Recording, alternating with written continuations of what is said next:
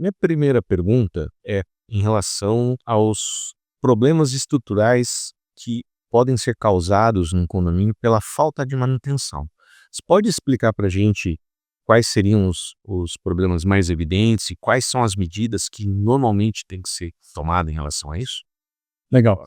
Então, Roberto, quando a gente fala com relação à manutenção de edificações, a gente precisa lembrar que um edifício, ele não é muito diferente do que um carro, né. Então, tudo aquilo que a gente constrói, de alguma maneira, em determinados momentos, ele precisa de manutenções.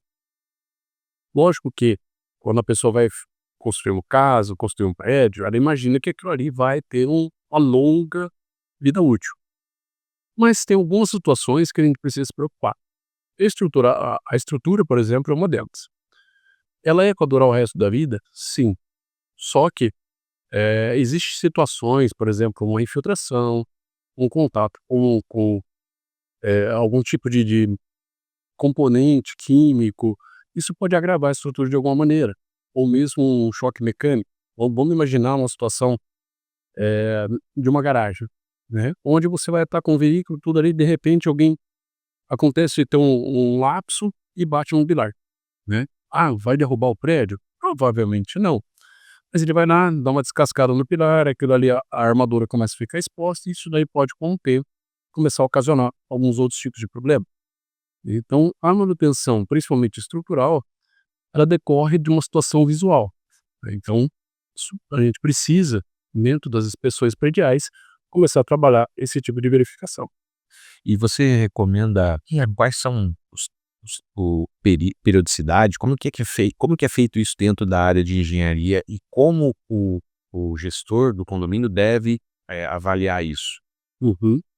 Então, recentemente, algumas normas, principalmente a ligada à parte de inspeção predial e manutenções, ela vem com alguns períodos sugeridos.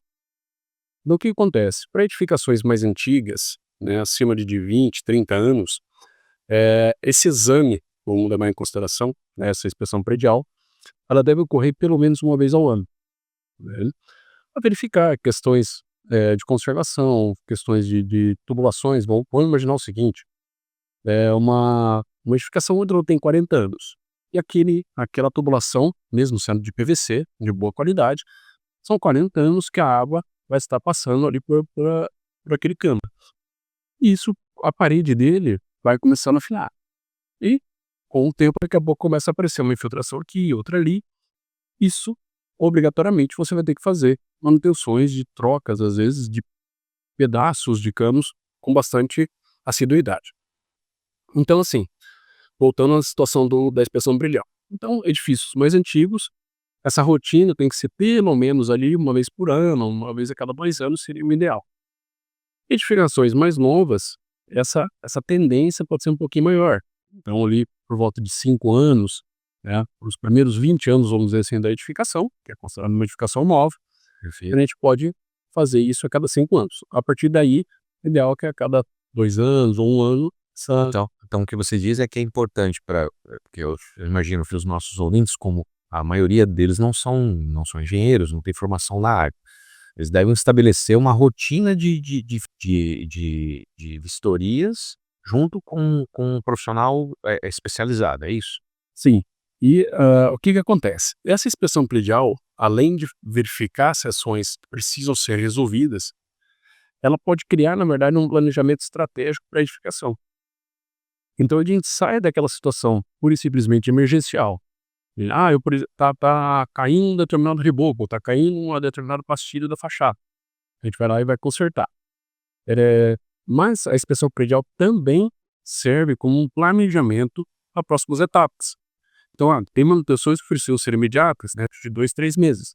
Tem manutenções que precisam ser feitas dentro de 1 ano. Tem manutenções que precisam ser feitas 2, 3 anos na sequência.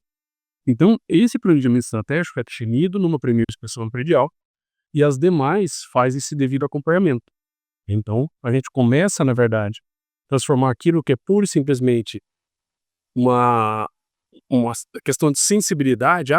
tá caindo uma coisa, tá arrumando outra, ou, vamos dizer assim, o reboco tá caindo, é para algo literalmente profissional. De fato, o que a gente chama de gestão, predial. Certo. Pode ter muitos dos nossos ouvintes que vão falar assim: "Não, tudo bem, eu entendo que existe uma necessidade de uma periodicidade, mas isso é regulado, em alguma lei, alguma norma técnica que regulamenta isso, que determina essa obrigatoriedade para os administradores?" Porque assim, é é evidente que muita gente tem uma questão, né, os condomínios, a maior dificuldade é a questão financeira dentro de um condomínio, de você levantar fundos para você ficar periodicamente fazendo isso. Nem todos os condomínios concordam ou acham que é necessário. Então a gente precisa se preocupar com essa situação. Existe alguma legislação, alguma norma técnica que implica em algum tipo de responsabilidade se não for observada essa situação? Tá. Então, o que que acontece? Existe 2 períodos que a gente precisa entender. Quando uma construtora que entrega um determinado condomínio, ela tem um período que a gente trata de garantias. E dentro desse período de garantias, o o síndico, ele precisa respeitar aquilo que a gente chama de manual do usuário. Esse manual, ele vai respeitar alguns períodos de manutenção, seja para pressão de dentro de uma acumulação, questões, ligadas à energia estrutural, etcétera, a parte de infiltrações, né. Então tudo isso daí ela precisa ser verificado dentro daquele período do manual. Acabando a determinada garantia da construtora, esse processo tem que continuar se estabelecendo, baseado nas normas que hoje são padrões e dentro das leis que são municipalizadas. Então, dentro de cada cidade, esse período ele pode variar um pouquinho baseado nessa norma, que é de inspeção predial. Uhum.